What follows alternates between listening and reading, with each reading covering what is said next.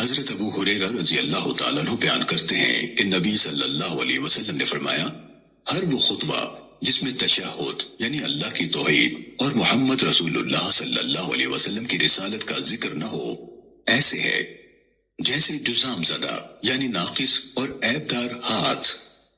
سنن ابو داود حدیث نمبر 4841۔ میمون بن ابو شبیب سے روایت ہے کہ ام المومنین سیدہ عائشہ رضی اللہ تعالیٰ عنہ کے پاس سے ایک سائل گزرا تو آپ نے اسے روٹی کا ایک ٹکڑا دیا۔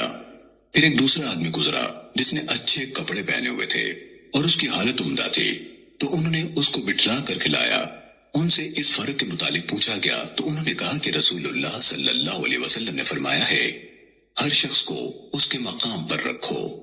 امام ابو داود رحمہ اللہ فرماتے ہیں کہ یحییٰ کی حدیث مختصر ہے۔ امام ابو داود رحمہ اللہ فرماتے ہیں کہ میمون نے سیدہ عائشہ رضی اللہ تعالیٰ عنہ کو نہیں پایا ہے۔ سنن ابو داود حدیث نمبر 4842۔ حضرت ابو موسیٰ اشعری رضی اللہ تعالیٰ عنہ سے روایت ہے، رسول اللہ صلی اللہ علیہ وسلم نے فرمایا، بلا شبہ بوڑھے مسلمان اور صاحب قرآن کی عزت کرنا جو اس میں غلو اور تقصیر سے بچتا ہو، اور اسی طرح حاکم عادل کی عزت کرنا اللہ عز و جل کی عزت کرنے کا حصہ ہے۔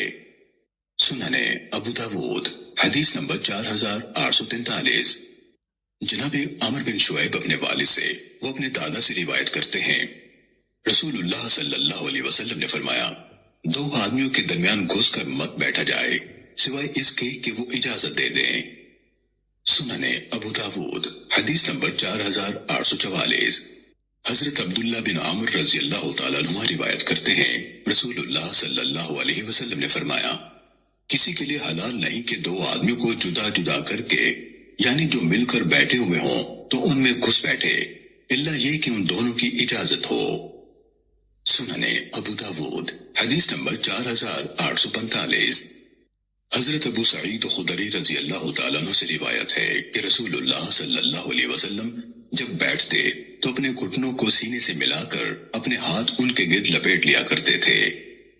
امام ابو داود رحمہ اللہ فرماتے ہیں کہ سند میں مذکور عبداللہ بن ابراہیم شیخ منکر الحدیث ہے۔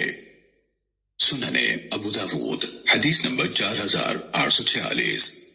حضرت قیلہ بنت مخرمہ رضی اللہ تعالیٰ عنہ سے روایت ہے کہ انہوں نے رسول اللہ صلی اللہ علیہ وسلم کو دیکھا کہ وہ قرفصا کی صورت میں بیٹھے ہوئے تھے، کہ ان کے گھٹنے سینے سے ملے ہوئے تھے اور ان کے ہاتھ ان کے گرد لپٹے ہوئے تھے۔